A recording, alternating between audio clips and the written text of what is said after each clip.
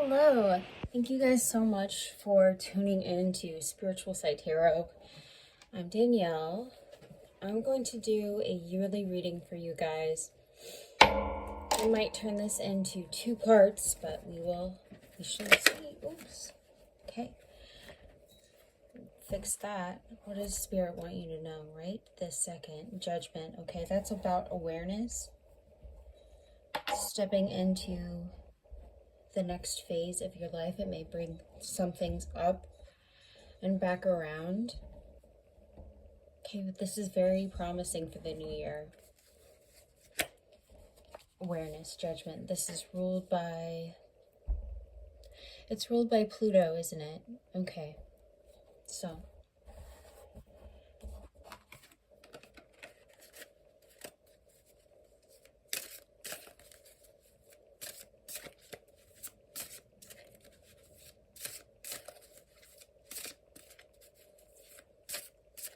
I want to thank you guys so much for being here. Also thanking our guides, the universal, the wise and compassionate guides who see us through our daily journeys and help us connect to our intuition.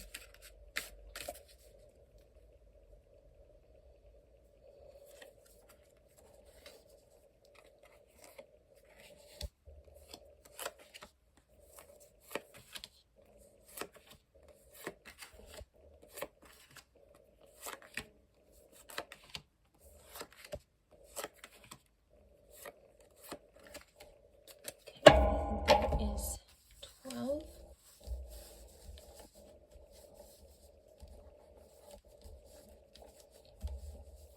Now there are several ways to look at these cards, to interpret them, how they fit for your situation, how they don't. That's important too, okay? Maybe the message isn't for you, it's for someone else.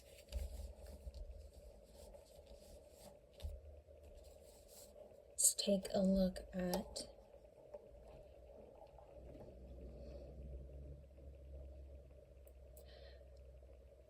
I'm going to do this both ways. So, this first card is January. It's also aligned with Aries. Second card will be Taurus in February, and so on. Gemini in March, and Cancer in April. I know. Danielle, why don't you just have them aligned the other way? But this is how Spirit is telling me to do it. So for Aries and for our January, we have the 6 of Wands, of course. Very Aries energy here. That victory, that coming back around after you faced some challenge. You were you get to relax a little bit here because you've already accomplished the thing that you want to, and people are so pleased with you that you may receive some sort of recognition, appreciation, okay? Something mutual, romantically. Taurus in February, we have the 2 of Wands. Maybe starting something new, planning. Taurus is a planner, very creative energy here. You see the 2 of Wands comes after the Ace of Wands, which means that there has been some sort of spark that ignited within you, and now you need to decide what to do with it, okay? This is the card of making decisions in February, of expanding on the energy that you already have. If you're a Gemini, or if you're looking at March, we have the Fool, okay, Uranus energy. Uranus, don't make fun of me, okay? The Fool is all about new experiences. It's about that blank slate. It is ruled by Uranus, so there could be an unexpected change happening in March. But you will be blessed and guided and taken care of on this just by your pure, and it doesn't even have to be faith. It could be just be like foolhardiness that gets you through this. there is some association with being, you know, naive, innocent, really, here with that energy. Okay. Cancer, what do we got going on, Cancer? The Three of Swords in April. Three of Swords,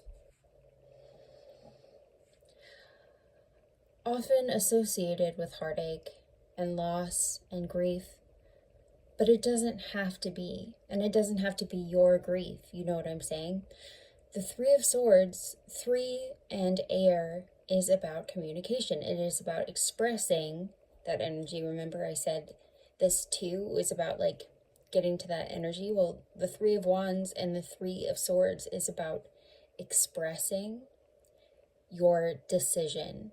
And for some people, that will cause a little bit of heartache, some emotional weight to carry, but it could just be like you have a great idea in your office meeting and you're ready to share it. Okay?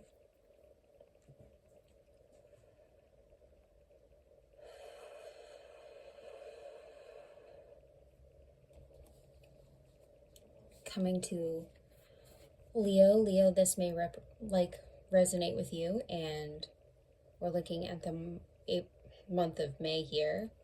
The Three of Cups, another 3, okay? 3 of Cups has a lot to do with happiness, your joy, your hobbies, the things that bring you pleasure. And we all know that because Leo rules over the 5th house, it is about that, like, that playfulness, those hobbies, the things that make you happy, joyful, dating. You meet someone when you're out spending time with your friends.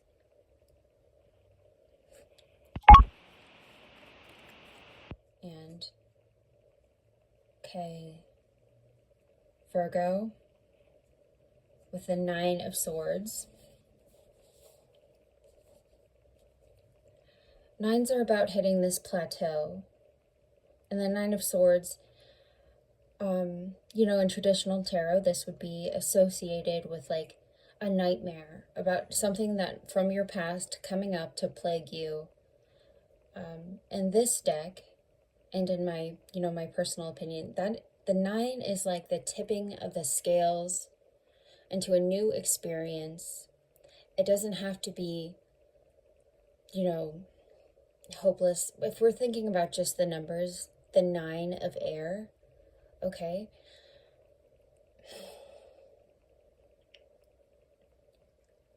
A 9 is like having a certain amount of inventory, let's say. So this could be you have gathered all of your thoughts and are now ready to either invest them in some sort of action, to make a decision and to leave something behind if that is what you need to do in June. Let's talk about July, and not just July, but one of my favorites, one of my fellow signs here, Libra. And Libra's energy, we are looking at the 7 of Pentacles, the 7 of Coins, okay? That, again, is about, it's not necessarily that plateau, but for me, over this past year, I've learned that the 7 of Pentacles is about finding meaningful work, about finding like a purposeful work. It is seeing the bounty of all of the things that you have invested since the first of the year, those starting to really reach the part where they can be totally harvested, and you get to, again, course correct if you need to. Maybe you reach July and you're like, wait, I haven't actually kept up with any of my resolutions or any of the things that I wanted to do. And look, 7 on Libra, that's our 7th sign. Okay, that might have something to do, very meaningful.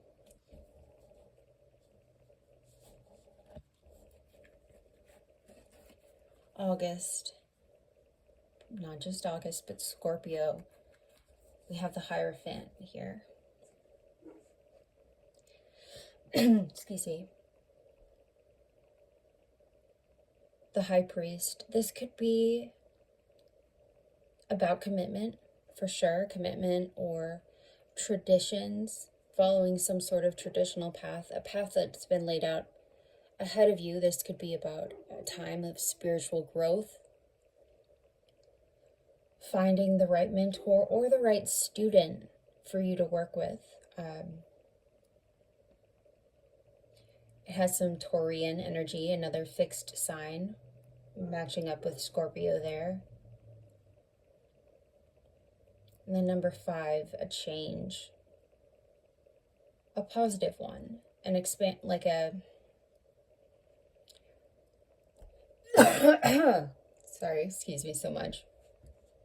So like in the Tarot of Marseille, which is the same system, basically, a 5 and this sort of masculine energy is about like an external expression of something.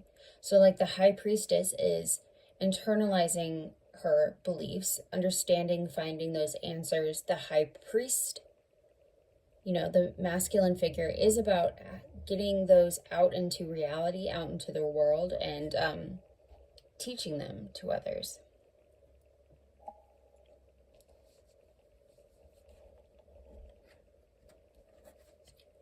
For Sagittarius, or if you're paying attention to the month of September, we have the 5 of Pentacles. 5 and 5. 5 of Pentacles is another one of those cards where it's not everyone's favorite, because in the Rider-Waite-Smith, it is associated with poverty, with rejection or exclusion, but it really doesn't have to be. It is the 5 of Earth, okay? So it is about, after the 4 of Pentacles, the 4 of Pentacles, you were holding on to what you have gained, being really conservative. And in the 5 of Pentacles, moving into the 5 of Earth, maybe you have lent a lot of those pentacles out, given away some of your energy and some of your power, but you are not alone. You are not rejected. There is help out there for you if you are just willing to accept it. Looking into September. Another very spiritual card.